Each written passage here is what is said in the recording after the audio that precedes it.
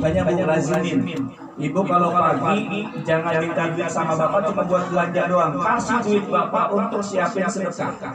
2.000, 5.000 semampu kita aja. Tuh. Ya. Dan yang kedua, malaikat yang kedua dapat lagi. Ternyata ibu hati-hati. Bisa Allah hilangin yang lain. Tadi itu. Jadi kenapa? Kalau aku tak pernah rezeki oleh Allah Subhanahu wa Ta'ala. Mudah-mudahan yang ibu bawa tadi yang disebutin sama Ustazah Haja Opi Patuh. Memang saya bilang kalau nanti ada yang bersama jangan ada yang sebutin namanya. Kita tuh ikhlas dalam beramal supaya nanti di akhirat nanti kita bisa dapatkan apa pahala kita. Setuju nggak Bu? Jangan raya kalau namanya nggak disebutin ya. Yang penting Ustazah tahu apa yang dia dikasih lagi berjamaah. Iya, alhamdulillah. Di sini banyak makanan. Saya pulang dari masjid juga dikasih makanan bungkusan juga tuh, alhamdulillah. Ya. Pokoknya di setiap pagi kita sedekah itu. Iya, berapapun yang kita punya sedekahin. Ini hadisnya sahih. Allah turunin 2 malaikat. Yang pertama malaikat doain orang yang sedekah supaya rezekinya nambah. Yang kedua kalau dia orang mampu nggak sedekah maka rezekinya akan diambil oleh Allah Subhanahu wa Ta'ala. Tuh. Itu jadi kalau kita pengen jadi orang yang sukses, orang yang bahagia di dunianya, syaratnya sedekah Bu. Apalagi kita menyantuni anak yatim. Ya, kalau kita nyantuni anak yatim itu kita basuh kepalanya dan setiap basuhan dari rambut yang kita basuh dari anak yatim itu Allah berikan kita ganti dengan kebaikan-kebaikan dari Allah Subhanahu wa Ta'ala. Yang kedua, orang yang menyantuni anak yatim kata Rasulullah dalam khutbahnya dalam khutbahnya, man akrama bihi yatiman, barang siapa yang memuliakan anak yatim, disantunin, disayangin, dibantu anak yatim, akramallahu ta'ala yawma yalqahu, nanti pada hari kiamat ketika kita ketemu sama Allah akan muliain kita ibu sekalian.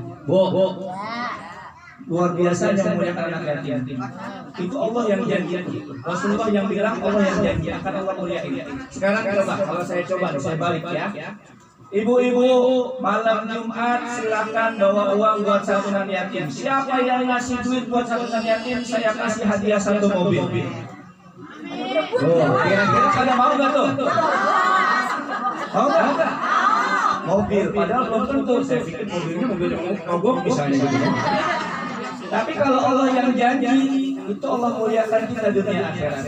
Maka dari itu jangan pernah bosan-bosan, enggan dan sungkan untuk bersedekah. Jangankan yang banyak, yang sedikit aja juga nanti akan diminta pertanggungjawaban oleh Allah Subhanahu wa Ta'ala. Ini ada kisah menarik nih. Kira-kira pada ngantuk belum nih? Jam 9 bilang sih. Tadi janjinya sama suami jam berapa Bu? 12. Bu, hati-hati. Harta itu jangan sampai memberatkan kita di alam kubur. Ada cerita nih Bu. Ada orang kaya banget. Dia pesan sama istrinya, sama anak-anaknya. Saya ini orang kaya, harta saya banyak. Kalau saya mati nanti, kira-kira siapa yang bisa nemenin saya barang 40 hari aja di dalam kubur katanya. Maka akan saya kasih sebagian 50% dari harta saya semuanya. Dipanggil anaknya, nah, sini nak. Bapaknya orang kaya, kekayaan bapak ini sekecamatan Bekasi Utara. Nanti kalau bapak mati, kamu kalau mau nemenin bapak di dalam kubur 40 hari aja, maka setengah dari harta bapak kasih ke kamu. Kata anaknya, obah. Buat apaan? Cuma setengahnya nggak mau saya. Padahal anak ketika hidupnya disayangkan.